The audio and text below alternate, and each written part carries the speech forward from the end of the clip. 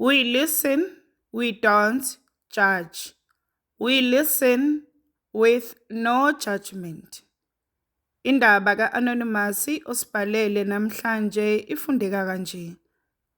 Ngashonelwa umyeni wami emzini bathi angingenwe umfowabo kanti uyena obulale umyeni wami. Ngiyabingelela kuwe sisi nakumphakathi wala ekhaya. Emva kokuthi umyeni wami ashone bengimpupha njalo enqunu kungathi umuntu ogula ngekhanda. Uma ngiya kwababonayo bethi uyagodola. Ngifike ngitsheleke abakubo-ke ngoba mina angikwazi ukumenzela lutho sasingakashadi umshado ophelele. Walobola nje kuphela sasesiyobhala. Akukapheli ngisho unyaka eshonile. Abakubo-ke base bengibizela umhlangano bathi njengoba umyeni wami ngimphupha enqunu nje ingoba ufuna ngiqhubeke nomendo wami ngingawushiyi. Udinga ngisinile esigcawini.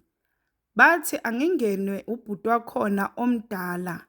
Basho isidakwa into efika nentombi entsha njalo ngama-weekend. Nginqabe-ke.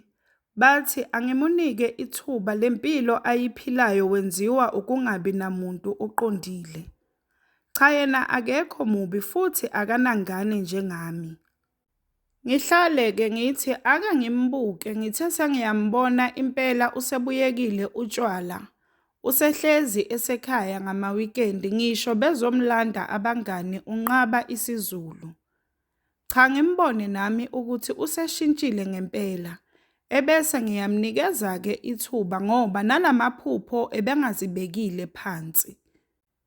Kuthe kusuka lapho wacela ukuthi angize ekamereni lakhe. Ngimcele-ke nami ukuthi asilinde ngigeze kuqala. Wangilinda futhi wangaba nankinga ngaze ngageza-ke.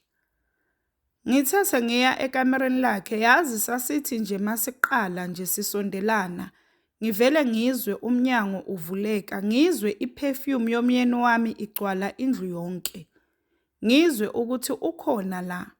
Ngiyoshaywa uvalo oluyisimanga ngitatazele ngiphume ngihambe. Ngelinye ilanga waze wathi okungcono-ke asilale kukhanya. Yazi lapho-ke ngambona ngqo angena umyeni wami wafike wahlala esihlalweni esasiseceleni kombhede wethu. Inkinga ubebonwa yimi kuphela. Ngavele ngakhala ngaphuma ngabaleka. Umfowabo-ke ugcine esebikela umndeni. Wavumelana-ke umndeni ngokuthi mhlampe kumele sishade ngokwesintu kuqala. Enziwa-ke amalungiselelo lwafika usuku. Nansi-ke inkinga inkomo eyayizohlatshwa yavele yaqashula yabaleka. Mayiqashula inkomo igijinyiswe sekuphuma abantu. Ilwa inkomo inolaka ihlula ngisho sebeyiphuzisa umuthi ayifuni kuzwa. Ikhahlela kwasani iyabhonga ibanga umsindo. Kwase kuphume ngisho abantu bendawo. Khona nje isidakwa sakamakhelwane esathi siyizela ngotshwala yavele yagibela phezu kwaso inkomo. Yasiphakamisa yasidacaza phansi. Isho ukukhipha umphefumulo. Yaze yadutshulwa-ke indlela nje eyayilwa ngayo yayingabambeki. Sashada kanjalo-ke nomfowabo kamyeni wami.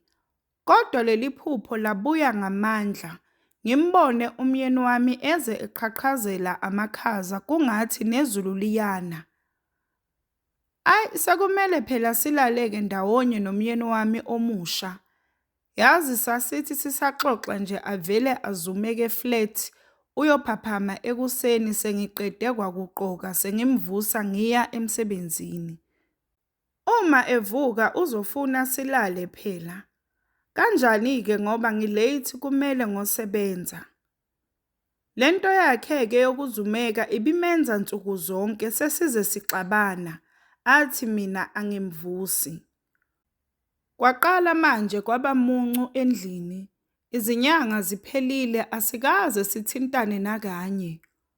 Uma kwenzeka ethi uyangithinta emini, ngiyovele ngidinwe kuthi angihayize. Waqala manje umuntu wakhona wabuyela otshwaleni, abuye edakiwe asho ukuthi mina ngimenza ithoyizi nje angifuni nokuthi angithinte. Ngisakhalela isipoki umuntu odliwa izimpethu ethuneni. Ungizamile nje wangenza umuntu bengizothathwa ubani ngiwumfelokazi. Yeyi le ndoda bengingayazi ukuthi ihlaza kanjena. Bengihlezi ngekhala into ebengingayazi. Mina umyeni wami ubengiphathisa okweqanda. Uma ngibikela abakubo bethi wenziwa ukudinwa nje uzoba right angimbekezelele.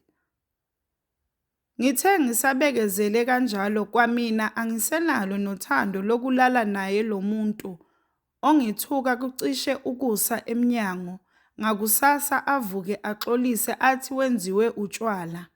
Ngavela ngaqoma emsebenzini ngiqoma umfana oshayela ama-truck. Mangimqoma lo mfana kwakungekho okwakutheni esasikwenza. Bengisafuna ukucabanga kahle nami ngalo mendo wami. Kuthe ngelinye ilanga kwakuwumsombuluko ngiyophuma ngesango ngiya emsebenzini. Mangiphuma ngesango ngafica abomama abathathu bahamba nomntwana wentombazane. Ngibulise-ke bese ngibuza ukuthi ngingabasiza na. Bathi baqhuba lo mntwana lo ukhulelwe. Ngithi hayibo ukhulelwe, bethi yebo ukhuleliswe umfana wala ekhaya. Ngibangenise-ke ngivuse ugogo bese ngiyovusa lo myeni wami. Ngivuse nengane kaSkoni leyo mfana engqondweni yami ngithi iyona phela emithisile. Yaphika ingane yathi kwantombi nje ayinayo. Silinde phela ukuthi uyeza umyeni wami lutho. Silinde lutho. Ngize ngiyombheka. Maye ubalekile dade. Ebese ngibuza-ke kule ngane yentombazane ngithi ubani okumithisile la ekhaya ngane? Ithi ingane usibanibani. Hayibo, usibanibani lowo phela umyeni wami owashona nje sisi, futhi nonyaka usuphelile ashona.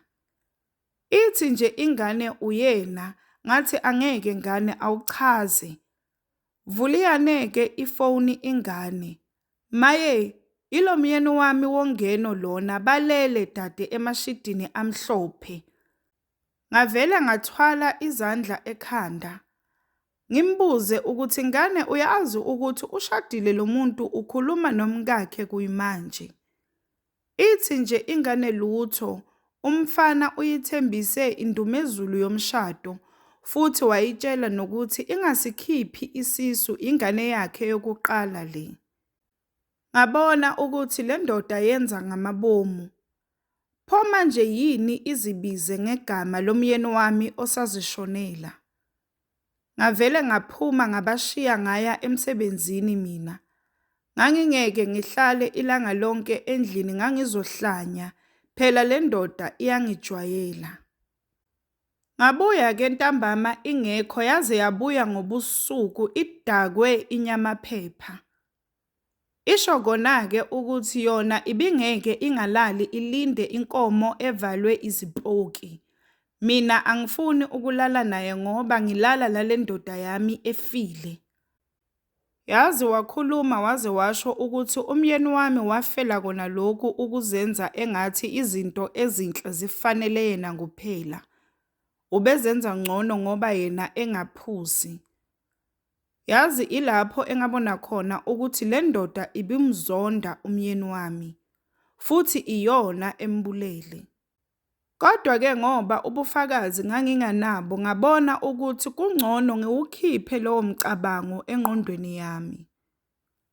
Ngamulinda-ke walala ngangingeke ngikwazi ukuchitha ubusuku bonke nale ndoda. Ngahamba ngayolala etown ehotel.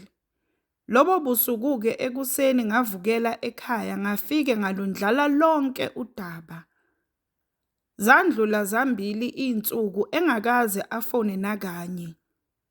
Ngaqasha imoto ngayolanda konke okungokwami, ngabe ngifuna umqasho ngasemsebenzini ngazihlalela. Ngezwa-ke kuthiwa leya ngane ayimithisa usehlala nayo kubo, kodwa ubuyele shi otshwaleni, akayibhonyi ingane yabantu ubuya ngokuzolala. Nami-ke ngaqala ngavakashela isoka lami leli lasemsebenzini. Yazi akukaze kube khona zinkinga, konke nje besikwenza kahle, ngangingathuki, umyeni wami futhi ubengaveli. Ngaze ngakhulelwa-ke amawele, kuyimanje sihlala sonke nje kodwa namanje incazelo yalamaphupho engangiba nawo uma ngikuloya muzi angikayitholi nhlobo. Ngiyafisa ukwazi ukuthi ayechazani ngoba aphela wonke mhlazane ngiphuma kuloya muzi. Ngiyacela bandla ongangichazela owaziyo amaphupho ngoba namanje angikutholi ukuthula. Ngiyafisa ukwazi ukuthi umyeni wami wayeqondeni ngalawa maphupho. We listen, we don't judge. We listen with no judgment. Sacela usitshele ukuthi ucabangani ngendaba ka-Anonymous osibhalele lapha ku-comment section. Sacela ungakhohlwa ukulike, ushare, usubscribe. Ungakhohlwa ukuthi ukusubscribe it's for free, awubhadali lutho, it's for free.